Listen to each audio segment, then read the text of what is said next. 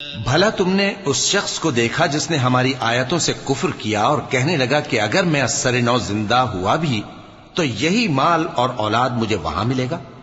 کیا اس نے غیب کی خبر پالی ہے یا اللہ کے یہاں سے عہد لے لیا ہے؟ ہرگز نہیں، یہ جو کچھ کہتا ہے ہم اس کو لکھتے جاتے اور اس کے لیے آہستہ آہستہ عذاب بڑھاتے جاتے ہیں، اور جو چیزیں یہ بتاتا ہے ان کے ہم وارث ہوں گے، اور یہ اکیلا ہمارے سامنے آئے گا، اور ان لوگوں نے اللہ کے سوا اور معبود بنا لیے ہیں تاکہ وہ ان کے لیے موجب عزت ہوں۔ ہرگز نہیں، وہ معبود ان کی پرستش سے انکار کریں گے اور ان کے دشمن و مخالف ہوں گے۔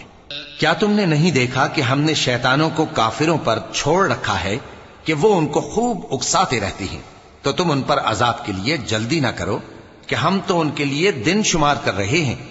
جس روز ہم پرہیزگاروں کو رحمان کے سامنے بطور مہمان جمع کریں گے اور گناہگاروں کو دوزخ کی طرف پیاسے ہانک لے جائیں گے، تو لوگ کسی کی سفارش کا اختیار نہ رکھیں گے مگر جس نے رحمان سے اقرار لے لیا ہو، اور کہتے ہیں کہ رحمان بیٹا رکھتا ہے۔ ایسا کہنے والوں، یہ تو تم بری بات زبان پر لاتے ہو۔ قریب ہے کہ اس جھوٹ سے آسمان پھٹ پڑیں اور زمین شق ہو جائے اور پہاڑ پارا پارا ہو کر گر پڑیں کہ انہوں نے رحمان کے لیے بیٹا تجویز کیا، اور رحمان کو شایع نہیں کہ کسی کو بیٹا بنائے۔ ہر شخص جو آسمانوں اور زمین میں ہے رحمان کے روبرو بطور بندہ ہی آئے گا۔ اس نے ان سب کو اپنے علم سے گھیر رکھا اور ایک ایک کو شمار کر رکھا ہے، اور یہ سب قیامت کے دن اس کے سامنے اکیلے اکیلے حاضر ہوں گے۔ اور جو لوگ ایمان لائے اور عمل نیک کیے، رحمان ان کی محبت مخلوقات کے دل میں پیدا کر دے گا۔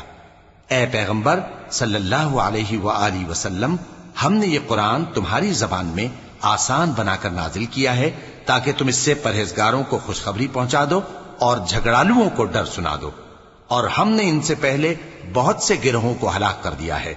بھلا تم ان میں سے کسی کو دیکھتے ہو یا کہیں ان کی بھنک سنتے ہو؟